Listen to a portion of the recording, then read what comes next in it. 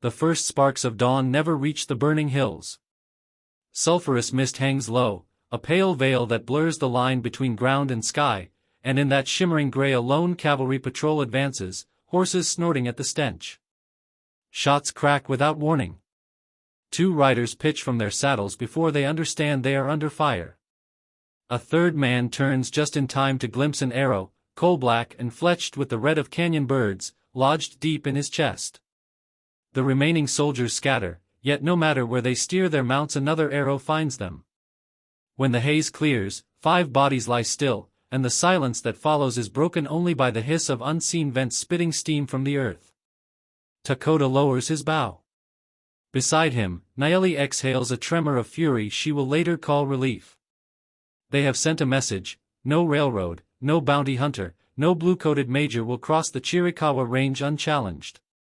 But the moment the twins vanish back into the rocks, the cost of those arrows already presses down like desert heat. Scouts will return by dusk, the U.S. flag will come for blood, and 100 Apache warriors scattered from San Carlos to the Rio Grande must be gathered before the army's boots reach the sacred ridge.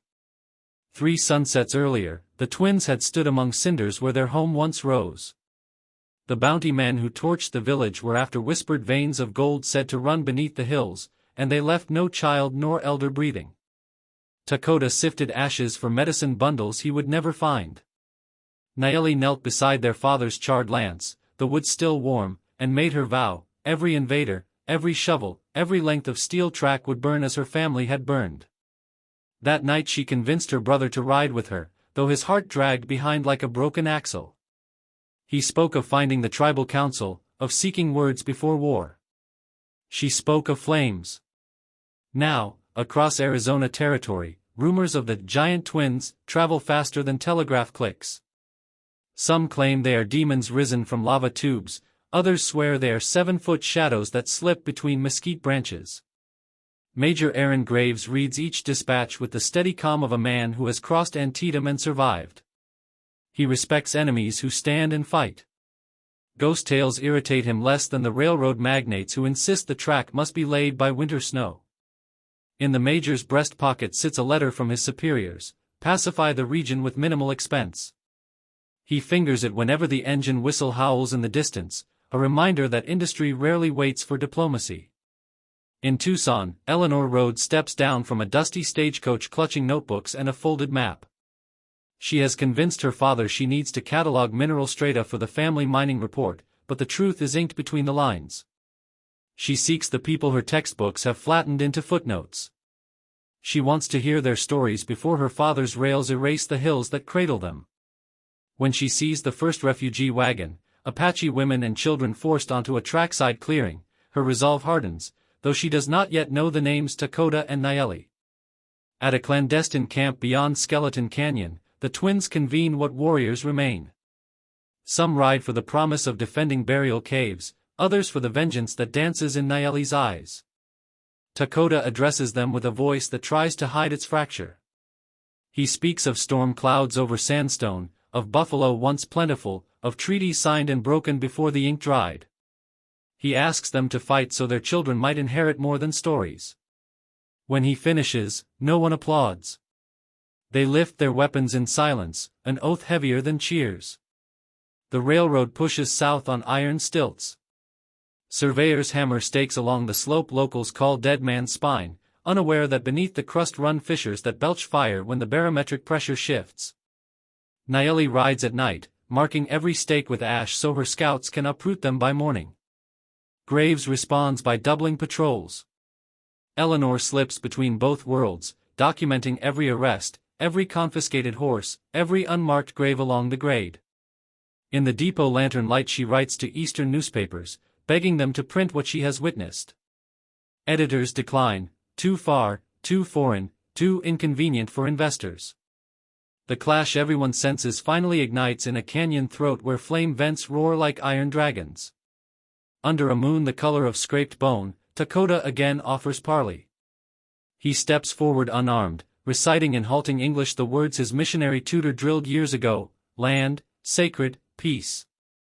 Graves listens but his orders gallop beside every syllable. A nervous corporal misreads a glint of obsidian in Naeli's hand. One shot rings out and the canyon walls echo a thunder of rifles. What begins as a misunderstanding ends as a slaughter the official reports will call an unfortunate skirmish. By dawn, smoke drapes the valley. The railroad graders who arrive afterward cannot tell steam vent from funeral pyre. They lay their rails anyway, tamping ties over ground still wet with blood. Far across the basin, Eleanor crumples the latest telegram from her father, progress ahead of schedule, and wonders how many skeletons lie beneath that single line of Morse. Dakota, wounded and wordless, watches from a notch in the cliffs. His sister stands beside him, her face streaked with ash, her resolve unbroken. 100 warriors remain, perhaps fewer come nightfall. But as long as lava breathes beneath the hills, the twins will fight, for there is still a chance, slim as a desert shadow at noon, that the land might remember them kinder than the white pages of history. The sun sets without ceremony, dropping behind the serrated peaks so quickly it feels stolen. In that brief twilight, the burning hills glow like banked coals and shadows stretch into improbable beasts across the basin. Silence follows, thick and humming, broken only by the distant clatter of picks striking stone where railroad work crews toil under lanterns. They have orders to push the grade through the night, to reach the Mexican border before winter storms. They do not know that every shovelful of dirt loosens something ancient beneath their feet. Dakota lies propped against the basalt wall of a shallow cave, arm bandaged in strips torn from a ceremonial sash. Pain narrows his vision to a tunnel whose end he cannot see, but he forces his breathing to match the slow wheeze of the earth's vents. The smell of sulfur reminds him that even stone has blood. Outside, sparks from campfires drift upward like messages intended for gods who have long since moved on. The 100 warriors, now closer to 70, sit in small clusters sharpening obsidian blades, restringing bows, murmuring prayers to ancestors who once guided their people through droughts more merciless than armies of men. Naeli stands at the cave mouth. Her silhouette is rigid, almost statuesque, and the ember at the tip of a sage bundle she waves through the air marks orange arcs that echo the swing of a predator's tail. She is purifying the space, but her mind ranges far beyond ritual. Every nerve feels tethered to the worksite 2 miles east, where the metallic ring of sledge against spike keeps rhythm with her heartbeat. She pictures the steel rails like a serpent's spine uncoiling across her homeland and wonders how many strikes it will take before the serpent rears and devours everything that is hers. A scout who left at dawn returns, dust-coated and trembling. He speaks of a detachment assembling at Millstone Ford, 2 Gatling guns mounted on mules, 30 seasoned infantrymen, and enough dynamite to blast a tunnel straight through the ridgeline. The army intends to carve the hills rather than climb them. Graves, it seems, has traded caution for inevitability. He will come at sunrise. Dakota's eyes flash in the firelight. Negotiation has failed. The warriors glance at their wounded leader, waiting to hear what remains when diplomacy's bones have been picked clean. He orders the gathering of every clay pot in camp. Children once used them to carry water, tonight they will become silent grenades packed with pitch and pine resin, sealed with beeswax, and planted along the narrow shelf road the soldiers must ascend. He speaks calmly, outlining fallback positions across the igneous spurs, but each instruction chips at the part of him that once believed in words over weapons. On the valley floor Eleanor Rhodes wipes grit from her spectacles and adjusts the bandana masking her face from coal smoke. She has bribed her way onto a maintenance crew, trading her Eastern accent for laconic answers and hard labor. In her satchel rest fragile glass negatives, photographs of gunned-down women outside the internment corrals, of a locomotive stoked so hot the rails warped behind it, of a Union flag striped with more dust than glory. She means to carry these images to Washington, but first she needs proof that the coming battle is not the savagery the newspapers will print but a last act of defense. She fears she will have to stand inside the fire to capture that truth. Night deepens to pitch. Warriors glide through chaparral like wind shadows, each carrying 2 clay pots suspended from lengths of yucca fiber.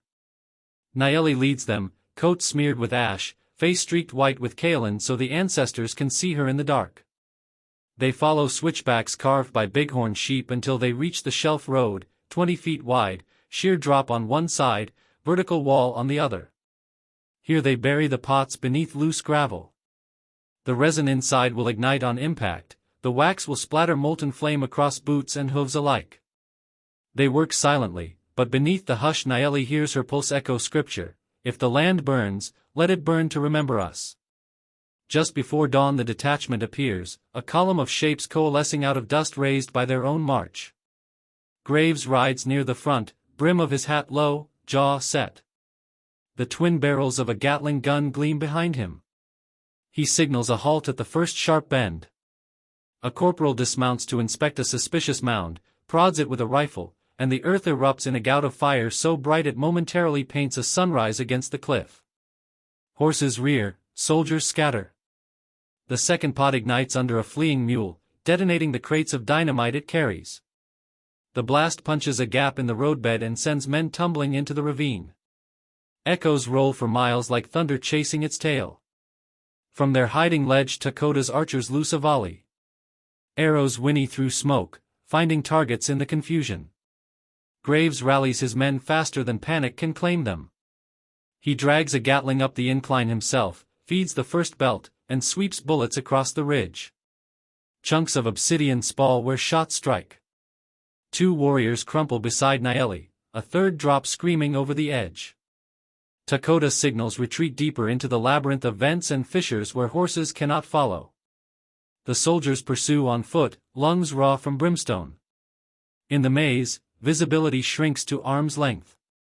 Steam gusts upward, coating rifles in dripping condensate that fouls powder. The Apaches slip between geysers of vapor, striking from angles that seem impossible, then dissolving into the mist. Graves fires anyway, guided by muzzle flashes. Each burst ricochets off basalt with the shriek of a rail being bent. Eleanor, having broken from her crew, reaches a promontory overlooking the melee. She unpacks her camera, hands trembling so hard she fears she will shatter the lens.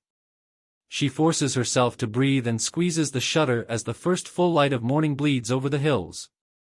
The picture will show soldiers wrestling with ghosts, rifles jutting against silhouettes that merge with steam columns, the land itself a wounded animal convulsing beneath them. Mid-morning brings a lull, the kind that settles in battlefields when ammunition thins and muscles cramp. Takota kneels beside a vent, its warmth stinging the cut on his cheek. He calls out in English, voice ragged but clear, offering Graves safe passage back down the road if the army withdraws and ceases rail construction. Across the fumarole Graves wipes blood from his lip and answers with a question that sounds more plea than challenge: what future do you fight for if progress will swallow us both? Takota's reply is lost in a sudden roar as a distant charge of dynamite, accidentally triggered by stray embers, detonates near the stalled locomotive below. The force shudders through the hill, fracturing rock strata stressed for centuries. Vents burst open, releasing jets of superheated ammonia. The battlefield becomes a cauldron. Panic grips both sides. Warriors and soldiers alike scramble for higher ground, but every ridge buckles. Naeli locks eyes with Graves across a fissure widening by the heartbeat. For an instant neither is adversary, both are children caught in a house set ablaze by forces beyond comprehension. She hurls him a rope of twisted sinew. He catches it, anchoring himself as the ledge under his boots shears away. Dust swallows the rope as quickly as it did the ledge, yet somehow it holds. Eleanor's camera clatters from her hands, lens cracked, film plates warped by the rising heat. She stares at coils of rail writhing like eels in the torrent of vent gas. When she blinks, her eyes are branded with silhouettes she will never erase, a girl of ash and clay hauling a soldier out of a chasm while molten earth spatters around them like hell's own hail. Hours later, after the hill exhales its last violent breath, survivors gather on a gentle saddle of land miraculously spared. No one raises a weapon. Graves staggers to his feet and orders the retreat.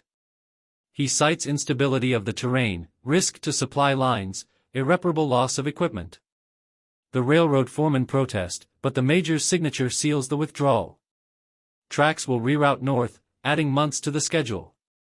Investors will howl, some careers will crumble with the rocks they coveted. Takota watches federal flags recede into the dust and feels neither triumph nor relief, only an emptiness vast as the desert around him. Naeli stands to his left, silent, eyes on the horizon where the serpentine rail still glints in places the earth did not rebel. She knows the victory is temporary, that steel has patience enough to outlast any generation. Yet beside her feet sprouts the first fragile shoot of desert verbena, coaxed by heat cracks to the surface. She kneels and touches the green with fingers that have held flame and arrow alike. She chooses to believe that even in scorch-scoured soil, something tender can root. Eleanor packs her ruined camera, pockets the one unbroken plate, and approaches the twins. Words fail her, so she offers a silver pocket watch, its cracked face still ticking. Time, she mutters, measures only what men do, not what Earth remembers. Nayeli closes the watch in Eleanor's hand and points toward the eastbound tracks glittering under the resurrected sun. Stories will travel faster than locomotives, she says. Carry ours with them. Dakota turns his gaze to the burning hills, which now smolder less fiercely, their fury spent in defense of a people the world insists on forgetting. Somewhere below, vents still hiss like the slow breath of an animal settling back to sleep. The twins know the creature will wake again when next prodded, and by then, warriors may be fewer, guns louder, witnesses scarcer. But for this one day the land has spoken louder than rails, and its echo will haunt every spike driven into foreign soil. At dusk the wind shifts, carrying away the odor of sulfur, replacing it with the faint sweetness of mesquite in bloom far down the washes. Dakota tastes the scent and thinks of summers before the bounty men came, of songs his mother sang while weaving agave fibers, of sleeping beneath stars that did not share the sky with coal smoke. He fastens those memories to his heart like charms, knowing they may be all that stands between him and the hollow place war leaves behind. Night falls soft and unremarkable, as if the earth never tore itself open. Campfires dot the ridge again, this time quieter, more reverent. The surviving warriors sit close, sharing water, tending wounds, speaking of dead friends as though they still occupy the empty spaces between embers. Dakota rests among them, shoulder against stone that still pulses with subterranean heat. Nayeli takes the first watch, scanning the dark valleys for the glint of lanterns or the chuff of returning engines. She sees none. Yet far to the northeast, beyond sight, surveyors unfurl new maps, redrawing lines that slice different canyons, different homes. Steel serpents may coil slower now, but they still coil. The twins know the fight has merely shifted, not ended. They do not speak of it tonight.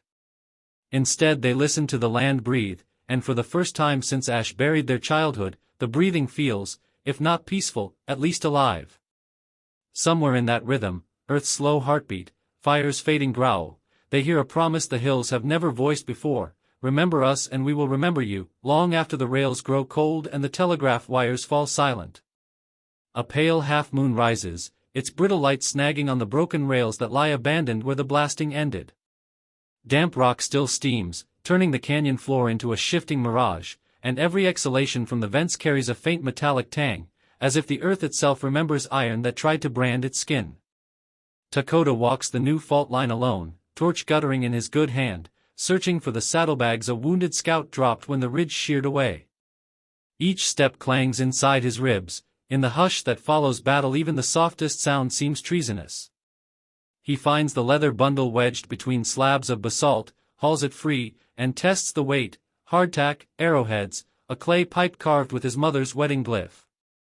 Nothing an army would value, yet he would have risked the same shattered ground for it twice over. Higher on the slope Nayeli tracks him from the shadows.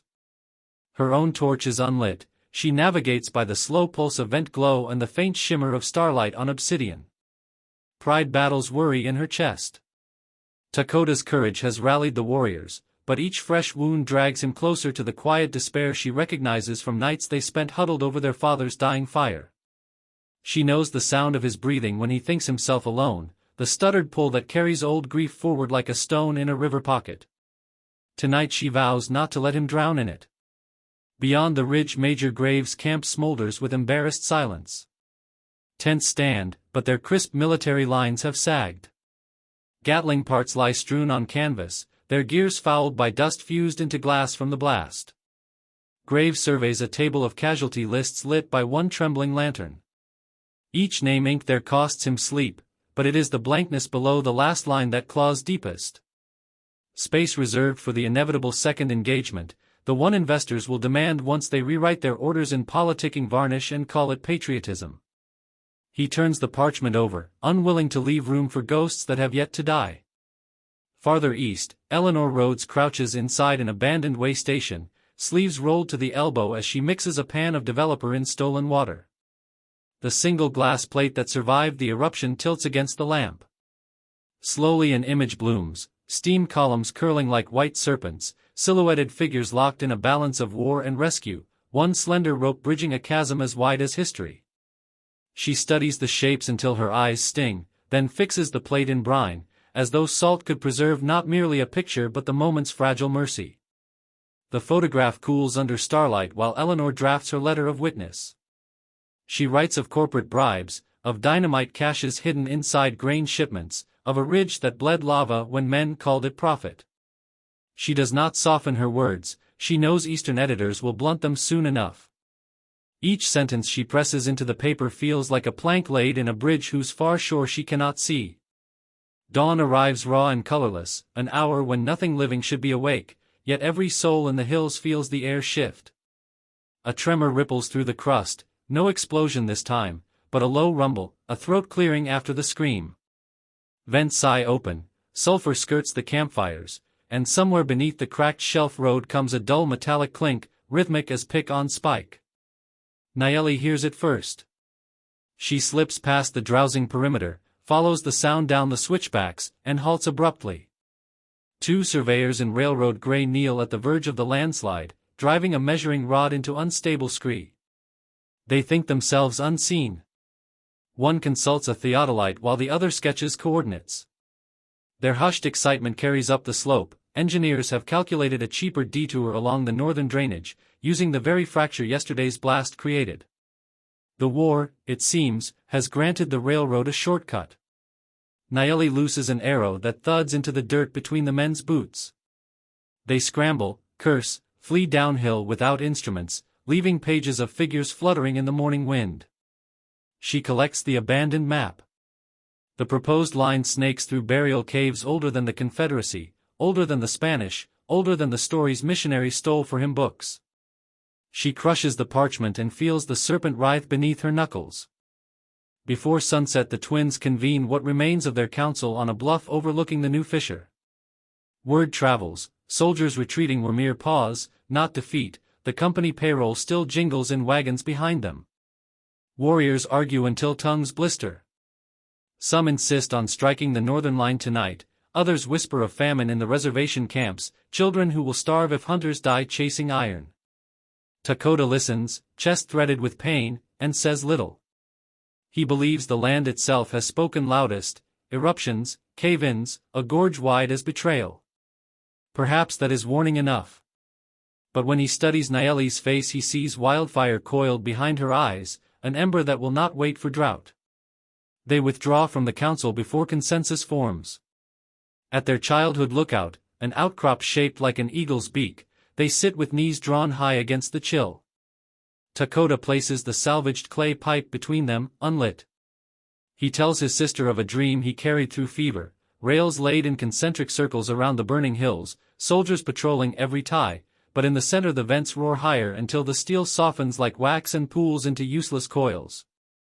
The earth devours the track, he says, same way rivers reclaim dams when no one dredges them. Maybe the land will finish what we began.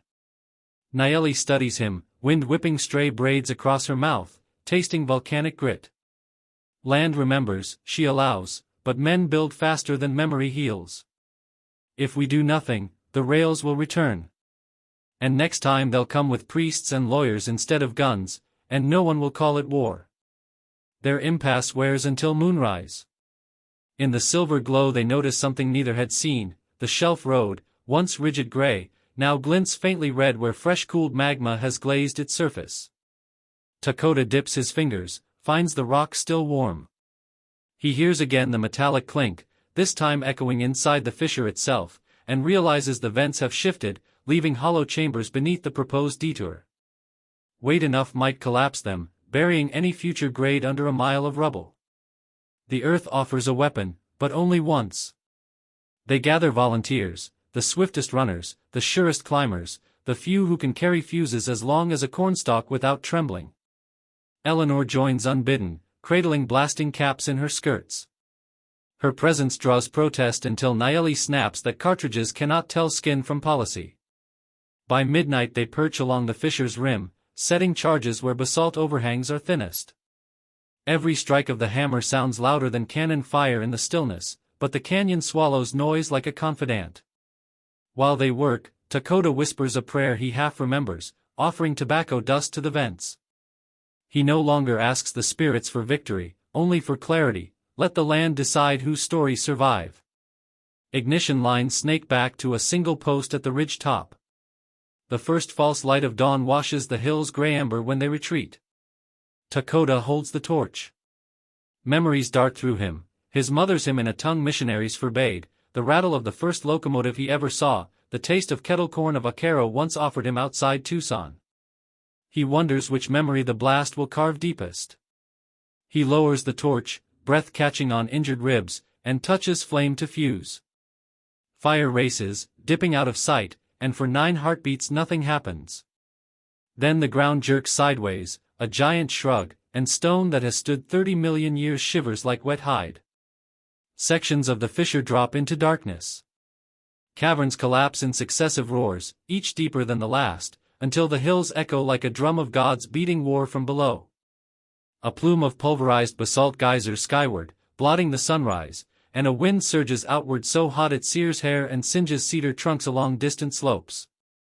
When the dust settles, the proposed route is gone, replaced by a jagged chasm too wide for trestles, too unstable for fills. No engineer will file a bid on it for generations. In the stunned quiet, Eleanor photographs the newborn canyon, fingers shaking so badly she nearly drops the plate. She does not know what story Eastern readers will believe, sabotage, act of God, primitive tantrum, but she understands the image itself is incontrovertible, a scar no manifesto can deny. By afternoon, Army scouts approach the far rim, stare across, take notes, ride away. Graves never returns. Rumor will say he resigned, citing an ailment that tethers him to cooler climates. Another version claims railroad agents shipped him unconscious to St. Louis so investors could revise the narrative without his witness. The twins feel neither vindication nor regret. They have not killed a man today, yet bodies still lie between yesterday's rocks. Weeks spool past. Monsoon clouds march north, drape the hills in silver skeins of rain. Vents hiss softer, steam feathering instead of shrieking. Desert verbena multiplies across the shattered road, blossoms magenta against ash. Warriors disperse to hunting grounds and winter shelters, leaving only cairns to mark friends who did not follow. Eleanor departs eastward with her plates wrapped in otter skin and her letters sewn inside her coat lining. She promises to return in spring. The twins reply with quiet nods, unsure whether hope is a kindness or deceit. One dawn, Dakota wakes to find Nayeli gone. Her tracks head south toward the Mexican ridge, where refugees gather stories like water. She leaves no note, only the cracked silver pocket watch balanced on the clay pipe. Its hands frozen now, stopped the moment the earth split, but inside the case she has scratched a phrase in Spanish learned from railroad laborers: La tierra escribe su propio tiempo, the land writes its own time. Dakota closes the watch, slips it into his sash, and feels his heartbeat fill the silent mechanism. He stands at the canyon's edge, gazing across strata revealed like pages in a gutted book, and for the first time imagines rails might one day gleam beyond this horizon without trespass, if only the men who drive them remember what sleeps beneath. He turns north where distant smoke signals curl into cloud banks, messages from Navajo riders reporting troop movements he no longer intends to fight. He lifts a palm in thanks, then pivots east, toward the reservation children who need stories more than victories. The hills behind him simmer in the rising light, but their anger has quieted to a warmth that cradles rather than wounds. As he walks, each footfall stirs the scent of rain-washed sage, and in that fragrance the old grief eases, not gone but gentled, like embers raked to the hearth's edge so new flames can gather where the ash has cooled.